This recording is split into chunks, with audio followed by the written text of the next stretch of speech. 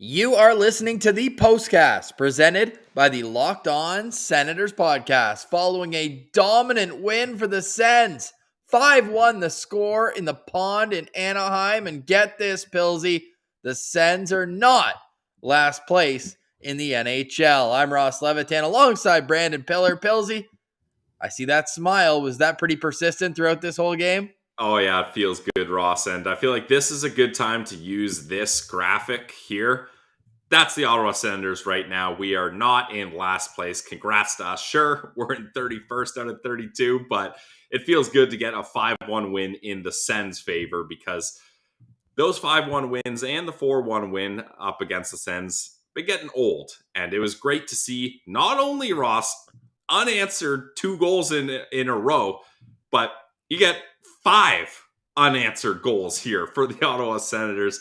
This game was an absolute blast to watch. And for everyone out there being like they should be tanking, this is the one game they should lose, get out of here. Let's just enjoy a Sens win because I don't know about you guys. I needed that for a little morale boost, and I'm sure the players needed a boost here as well. They certainly did, and one player will be getting the goggles after tonight's game. Pilsy, who should I put on the poll? Now, we know Cam Talbot has them last, unless he's lost them, because, wow, those are some well-traveled goggles since the last time the Ottawa Senators have won a game. But let's hear your options at who is most deserving right now. So I have written down Derek Brassard and Mathieu Joseph right off the bat. Cam Who Talbot. else? Well, Cam Talbot has them, unless he's going to do the old pat on the back. I feel like I always do that. I always suggest the person that has it. That's I gotta stop doing that. You know what, Brady? You gotta give it to Brady. He scores a goal, a power play goal, nonetheless. 8 shots, and he gets in a fight, standing up for his teammate. You gotta love that. Yep. Should I do other, or is there obvious ones? I don't think there's another obvious one. Maybe Zub, just for the Zub crowd. He scored a goal. Other, right in. Perfect. So here we go. Let's get we'll get the results of that in a little while. But as we do in the postcast, we'll take you through how this game went down. It was 0-0, and the shots were not in the Senators' favor, nor was discipline in the first period either. Ottawa takes the first 2 penalties in this game. Then they score on their first power play. That's when Brady Tkachuk opened the scoring, assist from Batherson and Shabbat. Nice little bumper play there, hey? Yeah, that was a quick bang play, and that's what you want to see. Like, the Senators were having success with that bumper play, and I think they need to stick with it. It's one thing that's working, and yeah, Shabbat goes to Drake, and then Drake, no questions asked. And this is what it was. Are you talking about Waddy having the goggles? Yeah, I thought that was the case. It's been so long since we had a win. Hand up. Here's the thing is... Hand up. What I was talking about the Sens losing before is it seemed when they got the puck, they didn't already know what to do with it. Where Drake Batherson, he doesn't hesitate. He doesn't try anything different. He knows what to do with it. He gets it right to Brady, and Brady doesn't make any mistakes there. Who should get the goggles from Austin Watson? All right, new poll alert. But yeah, have Talbot in there. Whenever I see those types of goals, Pillsy, I'm always reminded of that Clark MacArthur first goal back in the playoffs, in 2017. Like that down low bump up, boom. I think it was Derek Brassard. I was going to say Brassard was the guy, a part of that play. Yep. That's awesome. And he was the guy who did it tonight too. His first of 3 assists on the evening. Not bad. Hey, Pills? Like, I still don't love him in a top 6 role, but man, if he can get that third line clicking like he did tonight, I don't hate it at all. Yeah, and that's the thing. That was the frustrating thing of having Derek Brassard play up on that second line is it's not where he's supposed to be. It was kind of like last year where Nick Paul and Chris Tierney were getting looks on that second line. Like, it just was never meant to be that way. And I think if Pinto can get going, he gets an assist tonight, Ross. That's what I was talking about. Pinner only having 1 assist was kind of wild to me. He gets an apple tonight. So I think things are looking up for the Ottawa Senators here. We do have to remember that the Anaheim Ducks are a bad hockey team. Literally the worst, yes. Bad hockey team. And I even tweeted out, I was like, the good news is as Ottawa goes to the power play, that it can't be more dysfunctional than the Ducks. Those first 2 power plays, yeah, they got like 3 shots, but not dangerous at all. not moving it around very well. I No. thought that the Senators did well on their power play to answer it. So it's 1-0 Ottawa at that point, and look at this, back-to-back goals. I think I said 3 assists for Brassard. I meant to say, it was Batherson Goal on that yeah. tip play though. Pills, damn it. There goes that nostalgic moment. But Derek Brassard finishes off a play that I think everybody in the building, including Anthony Stolars, thought Mathieu Joseph was going to shoot that puck after the middle lane feed from Sanderson. Well, and that's the thing to take it back to the Sens of last week or even a couple days ago. If that's the old Sens, Ross, Joseph fires that into a guy's shin pads. Yeah. That's the kind of crap they were pulling a couple days ago, and on this stretch of terrible games is you're not setting up any sort of play. There's no fluid motion. There's no awareness of where the play needs to go. Whereas here, Joseph, again, he knows what he's going to do with that puck as soon as he gets it. I don't think for a second he planned on shooting it. He knows Brass is over there. He's going to sell shot, and then he's going to slide it over, and that's an easy tap. And even for a guy like Derek Brassard, who hasn't exactly been extremely lucky with the puck luck lately. So that's a beauty goal, and that sends the Sens up 2-0. And at that point, Ross, I'm feeling pretty damn good.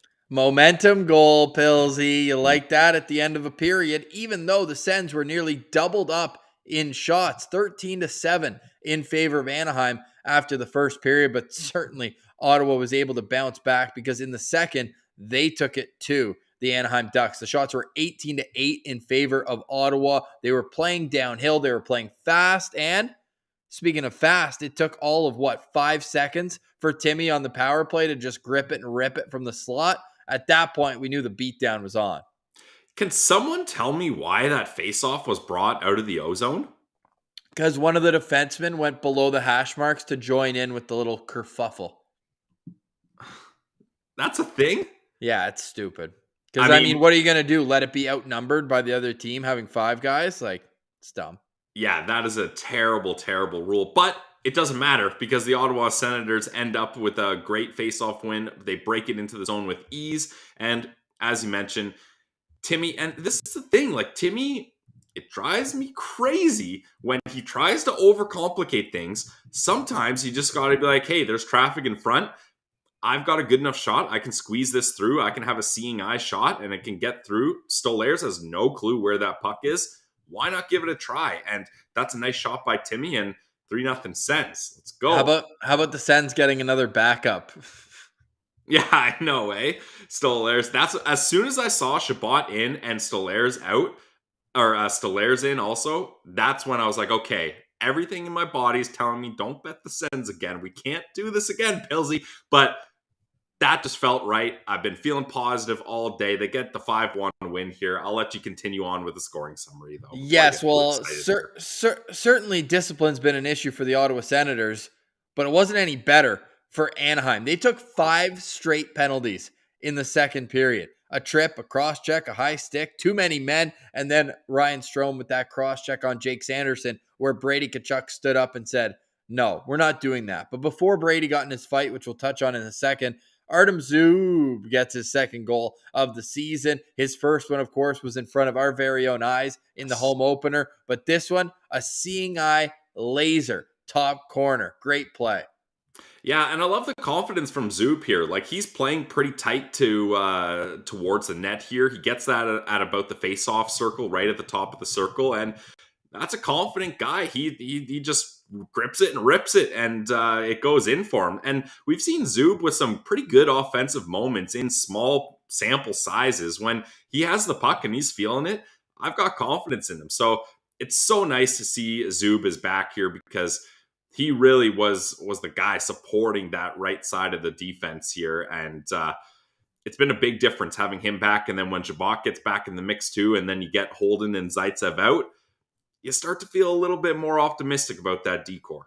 Yes, certainly. Again, we must remind everyone, they are playing the Anaheim Ducks, who stink with a capital S. However, to start the third period, another power play, another goal. And this one, you don't often say it when it's 5-0, but this was a highlight reel beauty. Take us through how Mathieu Joseph ended up on his ass and the puck went in the net. Yeah, I love the chemistry Joseph and Brass had this period. Like Joseph, he gives it to Brass, and then what does he do? He heads right to the net. No messing around. I'm going to get myself in a position to score here. Brass, he's a veteran guy. Sure, he's maybe slowed down a step, but he's still got that hockey IQ. He knows Joseph is going to go there. He goes behind the net, opens it up, finds Joseph, and bang, right in the net. And that's the kind of offensive talent we know Matthew Joseph has. It's just he's been struggling lately, and I hate when this works, Ross, but the healthy scratch was a good move by DJ Smith. I hate when players need to be humbled like that, but sometimes you got to do it. You got to send a message, and ever since that, he's played much better. Yeah, he certainly has, and now he's starting to contribute offensively, and he's skating well. The whole team just looked faster today. But again, let's see if they can double it down on Sunday against a much better opponent in the LA Kings. Sucks they're going to be without Brendan Lemieux. So maybe Brady knew that, and he's like, you know what? I can get my fight out of the way in Orange County. I don't have to go in back-to-back games. But in all seriousness, this was him just standing up for Jake Sanderson after he took a questionable hit. And you know, the smirk on my face when I saw Ryan Strome's look when he knew he had to go with Brady, that was awesome. It's like, because at that point, he's not even just like, I'll stand up for myself. He's just like, I gotta take an ass kicking right now. Like he's not confident. He's not like, okay, Brady, let's go. He's just like, yeah, I cross-checked him in the numbers. That's your star prospect defenseman. Go on, feed me a couple. And Brady feeds him a couple. And you know it's a good fight for Brady when the takedown is off a good punch. Like he lands that punch and Strome's like, I'm done. Marino-esque. John Marino-esque. Big time. Yeah, that was very similar right there. Yeah. Definitely. That was with 8 seconds left in the second period. We already talked about that goal by Matthew Joseph in the third. After a quick word from one of our favorite sponsors, we are going to tell you why Cam Talbot should have had a shutout. Then we'll get to the poll results. Who should get the goggles from Austin Watson after tonight's 5-1 win over the Anaheim Ducks? And we've got our Sens Central standouts as well. Plus, stay tuned to the Postcast after dark because our good friend JD Hernandez from the Locked On Mighty Ducks podcast is joining us. You know we've made it when girls for XXX want to get at us in the YouTube comments. Quick block there. Pilsy, you've got a word from one of our favorite sponsors.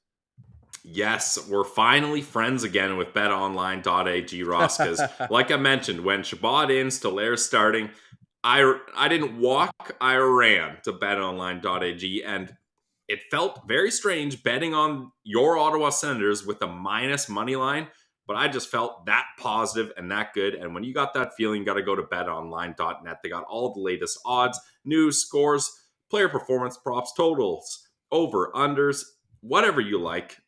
You can find it at betonline.net. And the World Cup's going on. You got a big day of football coming up this weekend. So get your bets in at the number one trusted online sportsbook of the Locked On Podcast Network. It's BetOnline. Guys, it's betonline.net, where the game starts. You are listening to the Postcast. I'm Ross Levitan alongside Brandon Piller, and I'm going to switch out our background so we can pull up some comments from the great people in the chat. Almost 200 of you here on a Friday evening at 6:15. Let's go, Sens fans. 6:15 Eastern time. My whole body clock is all messed up, but it's not going to make my 3:30 a.m. alarm any easier tomorrow morning. But the confidence that this team gave me, oh no, I'm kidding. Let's see what Sunday brings. We had somebody ask in the chat as well, Dennis Boucher, saying, miss the game. Was this a case of a legit win, or are the Ducks really that bad?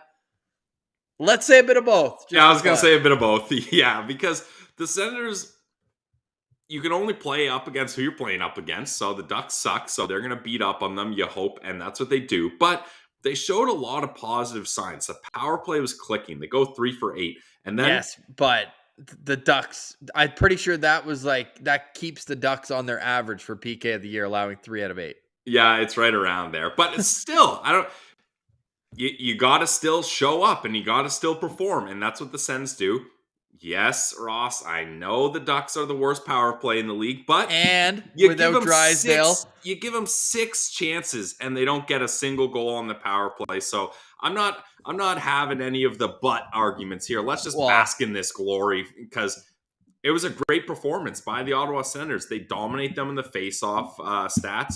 They dominate them in advanced analytics. They get more shots than them. So overall, this is what you want to see the Ottawa Senators do. also no John Klingberg, late scratch in this game. Simon Benoit, he just made the list, man. He's going to have a speaking to when Ducks come to Ottawa in a couple weeks. Yeah, but if I was Simon Benoit, I would be pretty upset about what Timmy did to him to start that game too. Timmy absolutely gashes him right in the face with the butt end of his stick. That would hurt a lot. I'd be pretty pissed off about it too. Yeah, fair enough. But at the end of the game, just a little jawing. At least do something. Like, hey, if you've been going at him all game, you mad?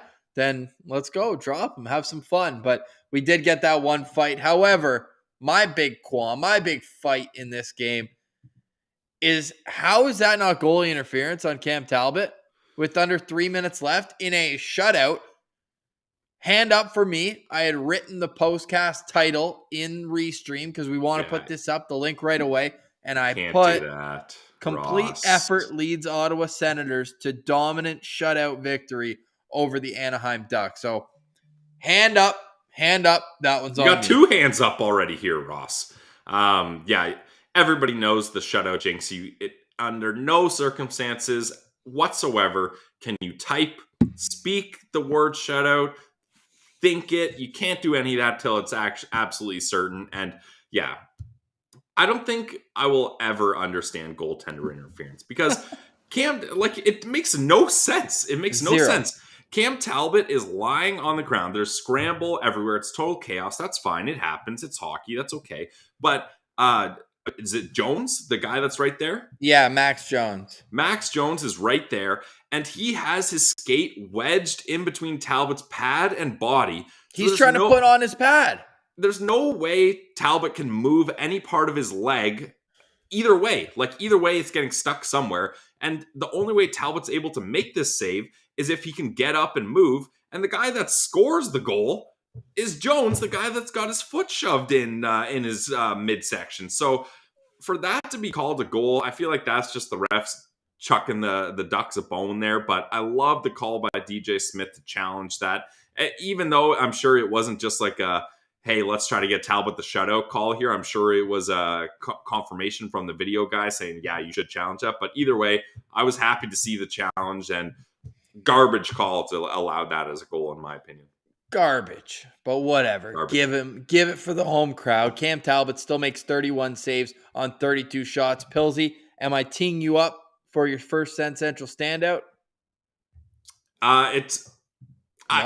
Cam Talbot deserves one, but let's go around the horn because I want to hit on a different guy first. If you're teeing it up for me.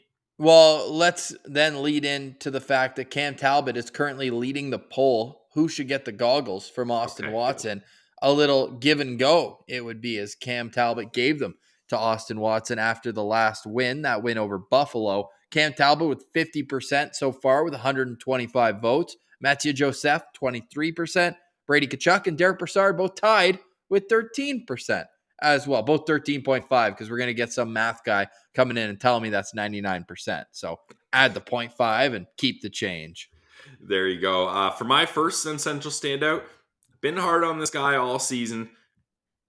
When they play good, you got to give it up to them. So I'm giving it to Derek Brassard. I thought he had a really great game. Sure, you want an NHL veteran to be able to score when you got an open cage like that, but he also chips in for 2 assists. And like you mentioned, having him find chemistry with Mathieu Joseph on the third line, that could have a massive ripple effect for how this team's going to play in the future, because the bottom 6 wasn't producing at all the last couple games. So if you can get 2 more offensively minded guys like Brassard and then Mathieu Joseph, you can get them to click and have chemistry. This is just the beginning of that. I think it's going to have a huge effect. So Sens Central standout, Derek Brassard. I like that. You talked about his face-off percentage, I'd imagine, too? No, I didn't actually. What? Surprisingly so. He gets 63% in the dot, and I do have the stats here. That's a rare miss 10 by for me. 16. 10 for 16 in the dot. he has the most faceoffs of any Ottawa Senators in the night. So obviously, DJ Smith is trusting his veteran guy like that. And that's just another big part of being in the bottom six. You got to be able to get puck possession because that's a massive part of the game here. So absolutely great game for Derek Brassard. All right, we're absolutely going to go around the horn twice here, and then we're going to bring in JD Hernandez from Locked On Anaheim Ducks, an absolute beauty. We're going to talk to him about his episode after the Ducks beat the Leafs too. This guy was hilarious. If you've missed it, go check that out. But I'm going to go with the easy one here, Cam Talbot. I feel like it's been a while since I've given a Sens Central standout to a goalie, and he deserves it. 8 of his 31 saves came while the Senators were shorthanded, and get this, 5 of them came while they were shorthanded. So he was able to stand up tall. That number kind of surprises me, but hey, great night for him. Should have been a shutout, but all in all, really calm performance. And I think some people, I think it was Kevin and a few others in the chat saying that Anton Forsberg has a groin issue, and Mando was called up, looking great with the Muzzy, friend of the show, Kevin Mandolese. But I saw you were missing Magnus Hellberg before the game, but let's just hope it's not anything too serious. I'm trying to remember the timeline. Was Magnus Hellberg was on waivers before the Vegas game, right? I'm just trying to think, did Forsberg Who get can hurt in keep practice? track of Magnus Hellberg's waiver? You, if anybody. Man, he's been. How many teams has he been on this year? I like when I looked up his stats, I was like, Detroit. He's on Detroit now. I thought he just got claimed by Seattle. Yeah, exactly. Back on waivers, which means if you're doing a quick math, Detroit twice, Seattle twice, Ottawa's next twice. I would hope so because the Sens need him. Yeah, so Anton Forsberg, hopefully just day-to-day, but that groin, those can linger. So you want to make sure he's 100%. And Ottawa does, coming up next weekend, a back-to-back Friday in New York and then Saturday against San Jose. Who's your second one? I'm going to keep it on that third line. Matthew Joseph, like I talked about, he had a great game on that third line after getting scratched earlier on in the season a couple days ago. He gets 3 points as well, a goal and 2 assists, and he had 16 and a half minutes. I just really liked his game. Like, he was creative. He was playing with a bit of pace. Even him and Tyler Mott had a nice chance to start the game off as one of their first shots of the game. So for me, it's kind of a handcuffed Sens Central standout, Ross. Derek Brassard and Matthew Joseph. All right, that's cool. I'm going to go with the captain, though. 8 shots on goal. He set the tone with the game-opening goal. I thought he wanted it all night. How about him winning his faceoffs as well? 78% in the circle for him. 7-2, so 7 for 9 in the faceoff dot for Brady Tkachuk. And 8 of 11 shot attempts hit the goal. So he's not missing the net on that. He gets the fight. He stands up for his teammate, which I absolutely love. All in all, it was just a captainship performance when the team really needed it. Who else but their leader to come in and set the tone? So I got Brady Tkachuk and Cam Talbot. You have Derek Brassard and Mathieu Joseph. You're leaving your boy, Tyler Mott, out. He's the only guy you didn't give a standout to on the third line. I mean, he had a decent game, but not Sens Central standout worthy, Ross. That is a high honor. All right, let's hit Jack's question here because this was going around social media a bunch during the game, and then we're going to go to the postcast after dark where JD Hernandez is standing by to join us as well. But what do you think of the DeBrincat trade discourse that we're getting on Twitter? Our friend Brent Wallace and the Coming In Hot podcast threw out the DeBrincat trade value goes up after he made a nice play. I was like, what the hell are we doing here? This guy's RFA next season. At the very least, you're playing out this whole year in Ottawa. I don't care how far things go off the rails. There's no chance you trade this guy during the season.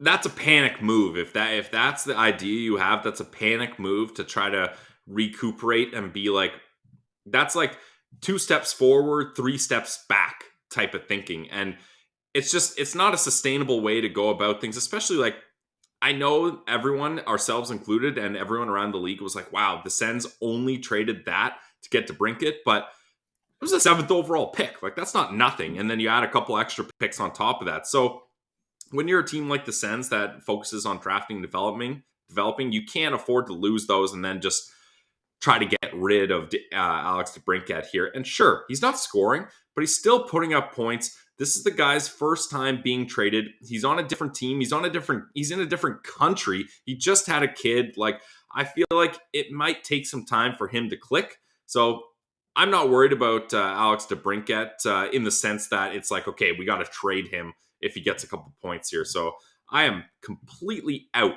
on the trade Alex DeBrincat discussion. Yeah, you'll have to listen to a different Sens podcast if you're going to want to hear Alex DeBrincat trade chatter, because I have zero interest in even entertaining it. You got what you paid for. This guy's on pace for his career average, more or less. He's on pace for about 70, 75 points.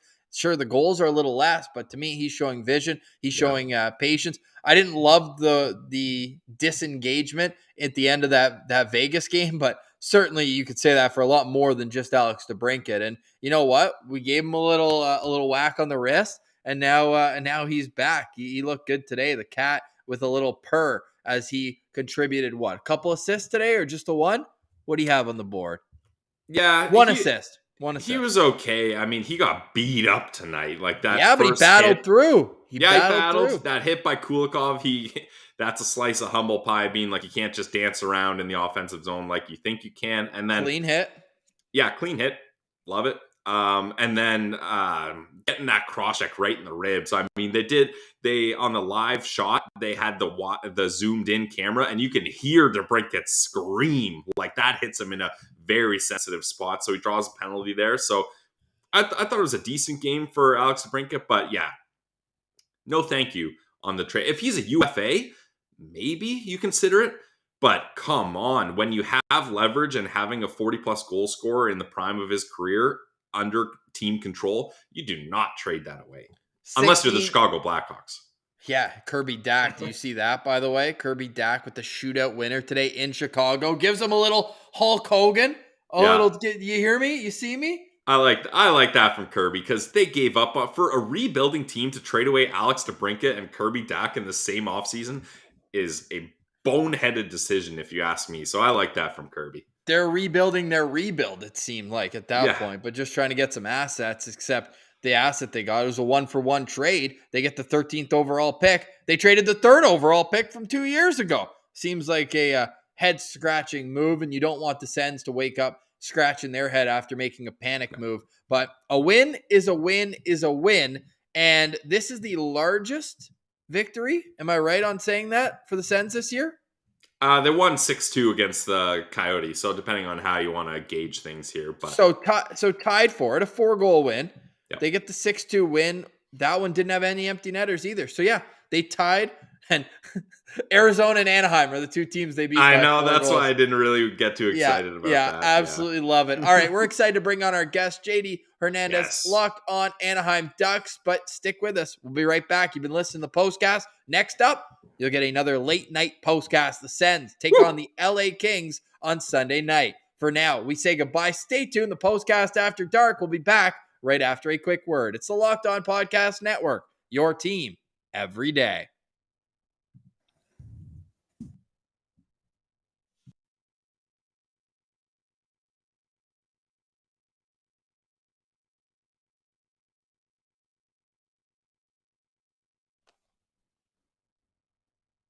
All right, no music. That's a different play. Hey, Pilsy, like I'm so lazy. The room with the studio is just near there. But you know what? This is where I watched the win. This is where the health drinks have been going down smoothly all afternoon. And this is where we welcome on Jason Hernandez. And Pilsy, do you squint and see the same jersey over Jason's left shoulder that you have over your right? Let's go. That's how you make yourself a fan favorite. What's going on, man? How are you?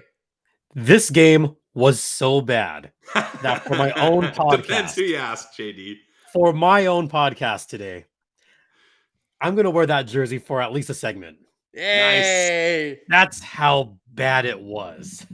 That's awesome. My voice is still not 100% right now, but oh my God.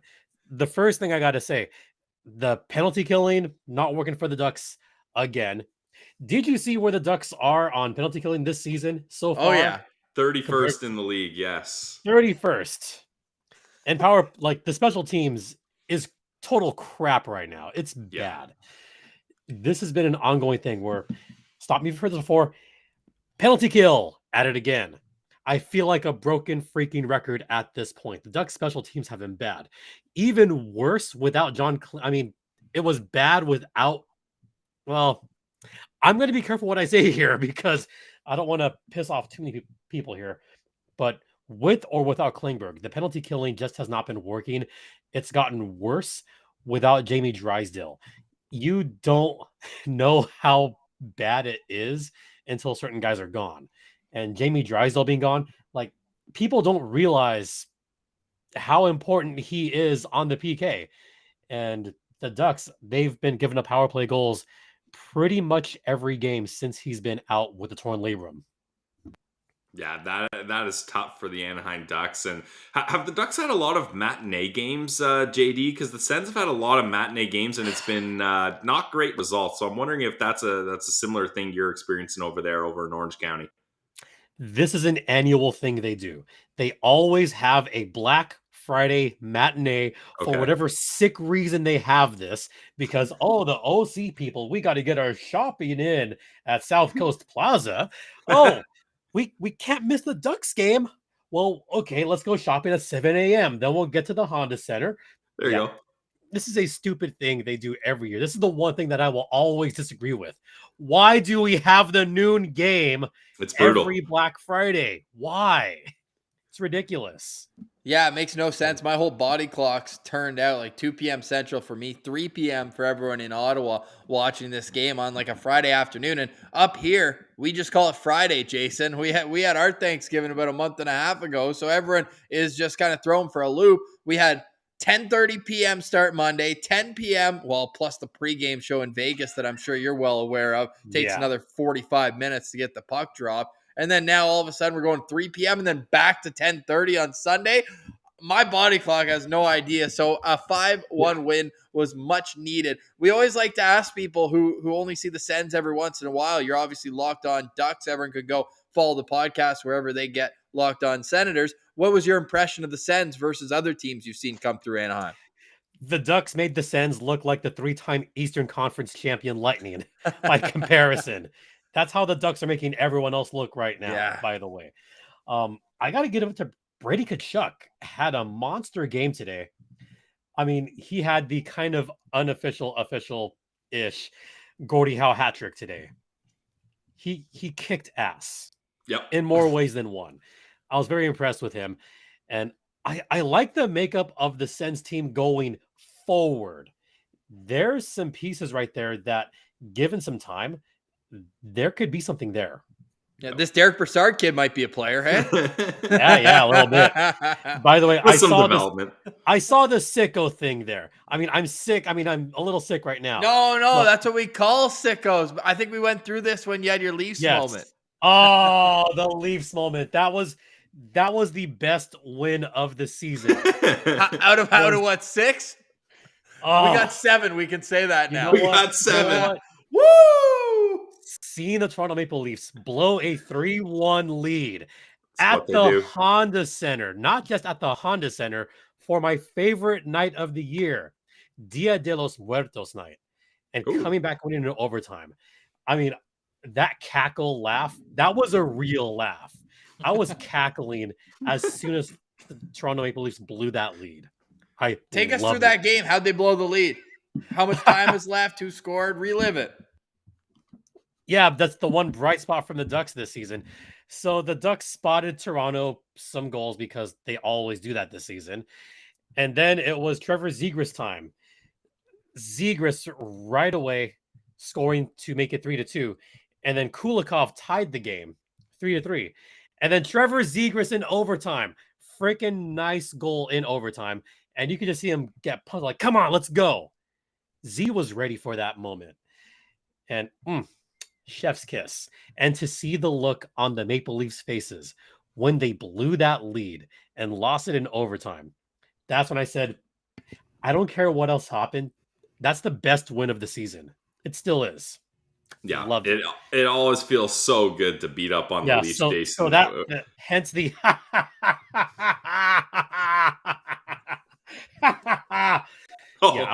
I was doing that all night. There was an extra cackle on that one, but yes, that's why we love you, JD. You hate the Leafs as much as we do, so you're a friend in our books. But you mentioned Trevor Zegras and company. Where were they tonight? Yeah, I didn't see Zegras once. He's my lookout player. He made me look bad. Yeah. You know what? The Sens did a good job of trying to neutralize that first line as much as possible. Look, the Ducks don't have a whole lot of depth right now. Yeah. They're dealing with injuries, especially on the blue line with Drysdale out and now with Klingberg out. Their blue line is pretty decimated without two of their top guys. And looking at the forwards right now, I mean, those forward lines do not strike fear in anybody except for that top line, And the Henrik Segers fans. Terry. Yeah. And what other teams have done the last couple of games, St. Louis did this last weekend where they put like all hands on deck on those three guys. And it worked to perfection. And Ottawa had a game plan. And it was if you take out that top line, you're not going to hear from them at all. And that's pretty much what happened on this game. And I did notice a couple of little, like, not so much traps, but maybe a little bit modified in that they were going after Terry a little bit, who's been torching it recently. Yep. And they were trying to neutralize Henrique a little bit. Zegras did have a couple of moments where he got through the ice pretty easily, but when you take out his line mates, what can you do? Not much. Hey, people back home are wondering about Mason McTavish. We obviously, and speaking about the Leafs, let's get into this conversation showing JD my masterpiece from the summer where Mason McTavish pulled the puck off the goal line. Leafs game 7, second round. Just can't happen. The best part is that's a Leafs prospect looking in. Everyone in the chat's already seen this 55 times. Sorry, 67 times. As this has been something that we pull up all the time, but he was also invisible tonight. Is he just having a little bit of trouble adjusting to the NHL game? Or maybe he's having trouble with where Dallas Eakins is putting him. I mean, that's a whole other topic that we can get to right now. But Eakins has not put him in much of a place to succeed right now, where he's put McTavish on the fourth line recently or in an unnatural position, like an off wing. McTavish hasn't had a whole lot of time in his natural center position, which is not his fault. Now, McTavish did get a couple of decent shots off, I guess. But aside from that, not a whole lot, to be honest. And that's really just a matter of Coach Eakins, which I know I've seen on the chat already talking about Eakins. I mean, I'll get to that in a couple minutes. Let's get to the question that was pulled up here because Jakob Silfverberg's personal favorite. I've got his jersey hanging in the closet. It's my beater jersey. So if I go to a game with a friend, they don't have one. Hey, throw this one on. It's seen some times. And Silfverberg was traded after 5 games from when I got the jersey until he was traded. Yeah. So sick move by me. He's been there forever, but his stats have really dipped off. What is it? Is it injuries piling up? Is it just a lack of consistency? What's going on with Silfverberg? He just recently came off of a major hip surgery a little over a year ago, so that's been part of it. And he has had a little bit of trouble coming back to speed. For those that don't know, Jakob Silfverberg missed a lot of the season before and missed a lot of last season. He missed 29 games last season with that hip injury. And I still don't feel like he's 100% right now, where he's been struggling to keep up with some of his line mates at times, where I'll see him kind of fall back a little bit. And in my mind, we're going, is that a residue of, is he kind of hanging back, or is that a residue of still lingering injury? Part of me wants to say it's still lingering in injuries a little bit. And yeah, Silfverberg is on the older side. He's 32 years old now. He's not getting much faster. He's not getting much younger. His name has been mentioned in trade talks. And part of it is maybe he needs a fresh start. Maybe he needs a new place to go. And I'll just say one thing because I'm a big Christmas fan. Gavla's own Jakob Silfverberg. All hail the Gavla goats. All right. Nice. Yeah. So Silverberg's got 2 years left on that deal. Yeah. That makes it interesting to try to trade him. But you referenced Dallas Eakins. And look, in Sensland, in 31st out of 32 teams, often fans start getting at the coach.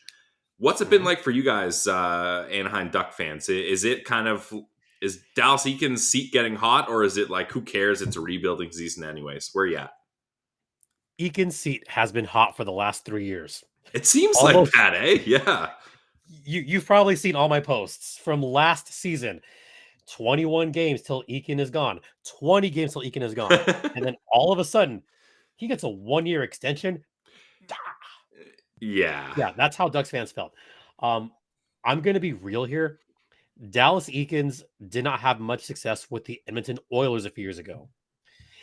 And even the 2020 season when the Ducks were second to worst in the whole NHL, that's how they got Mason McTavish. I thought he'd get fired then. I thought it was going to be the 9-game losing streak in 2020 that would get him fired. No. Okay, how about the 11? No, that's not going to work either. No. Well, damn. How about a dozen game? No, he's going to stick around. Okay, what about that little streak they had the end of last season? They're going to let him go after 3 years, right? No. And I think part of that is the old GM Bob Murray residue that still haunts the Ducks. Residue. I'm sorry, but it's kind of true. And I shouldn't say that because I still see Bob Murray around. That I will not talk about on public. But no relation to Brian Murray, by the way. No. For Sens fans. Dallas Eakins has deployed some questionable lines this season where he separated Troy Terry and Trevor Zegras. And I know the old adage is you want to jumpstart the other lines by putting one of your better players on those lines. And that doesn't work all that often, does it, guys? Like, we've seen that time and time again across the league where, like, you separate the two best players. Nothing good happens. It happened earlier this season where Trevor Zegras all of a sudden on the second line or Troy Terry on the second line, one time at a third line. Why? Yeah. Mason McTavish down to the fourth line. Why? Mason McTavish not on the PK, which he's been really good at, as we saw on that picture from World Juniors. Mason McTavish was a PK specialist. Oh, we're not going to put him on there. It's frustrating, folks. It is frustrating to say the least. So to say that Dallas Eakins is on the hot seat is a gross understatement. Nick writing in, Nick's in SoCal too. So we got a little local for you here. Yeah. If you see a guy wearing a Sens tank top around, just yell, Nick, what up, brother? I gotta respect it. What's next for the Ducks? What's next, man? Are you just hoping to see that Bedard McTavish combo reunited from the World Juniors? Is that what the posters are on the walls in the Honda Center? Everyone's hoping for Connor Bedard. First things first, I'm going to quote something that I retweeted earlier, and I think this rings true right now. A coaching change is not about squeezing out a playoff spot. It's about finding out what you have in this roster before making larger changes and establishing better on-ice habits for when this team eventually competes again. I think that's an apt quote. So I think what's going to be next for the Ducks, they've got to make that change. It's long overdue. First, get the coach out. Dallas Eakins was a Bob Murray hire. I think Pat Verbeek now realizes his time is up. It's time to make that change. And Dallas Eakins has got to go. So that's got to be change number one. Change number two, look at what you can get for John Klingberg at this point or shop around other players. Shattenkirk's got to be on the block too. JD's got 1 year left. He is on the list. It was actually mentioned on the 32 Thoughts podcast last week. Shattenkirk's on there. You know who else is on that list, by the way? Adam Henrique. He could be shopped around. He has 1 year left on his contract after this year. It's not as bad as 2 or 3 years, but 1 year at least, that makes it somewhat movable. So almost anyone can be moved except for, Troy Terry, Trevor Zegras, Jamie Drysdale, Mason McTavish. Everyone else is on the blocks, and the Ducks are looking at this deep draft. So that's what's next. Even Gibson? That's got to be an interesting spot, eh? Yeah, a little bit. Because he's got, I think, 4 more years left. Gibby, I'm going to be maybe devil's advocate, maybe not. He's not the elite goalie that he used to be. He's still good, but he's not as elite as some people make him out to be. He stole that game up against the Rangers, though. Oh, my God. He did. he was the sole reason the Ducks didn't tie and would have broken the record today, by the way. Imagine that. They almost tied a record with the Phoenix Coyotes. Ugh. Great. Man. But Gibby's he was on the block last season, did not get traded. Who knows? The Ducks could get a king's ransom for John Gibson. It's going to take a lot, but he is out there as far as names. Remember, he was out there last year. Who was it that wanted him? I want to say Toronto was one of the teams that wanted him last year. There was another Eastern team that wanted him and was trying to go after him, but weren't offering enough. Fair enough. Final question here, and I would not be answering or asking you this if it wasn't from one of our favorite friends of the show, Kevin. Jason, what are your memories of the 2007 Stanley Cup Final? Yeah, we'll tee you up for a softball here, Jason. Let's go. I don't want to piss off any Sens fans. I don't want to piss anyone off. No, look, that was some good memories. That was honestly one of my favorite events to go to. I didn't go to any of the clinching games, but just seeing the Ducks in the final again, my memory was thinking back to 2003. I still felt that the Ducks got a little bit jobbed in 2003 against the Devils. And Scott Stevens, by the way, still public enemy number one around here. You know that the Senators were 1 goal away from being the Ducks' opponent in that final, hey? 03? Yeah, in 2003. Game 7, Jeff Friesen. And I was hoping for the Sens in 2003. I really was. Just because I didn't want to see some of those guys that I hated on that Devils team. Like, I hated, and still to this day, hate Scott Stevens with a vengeance, as most Ducks fans are right now. Yeah, as far as this 2007, just the whole atmosphere around the pond and seeing Annalee,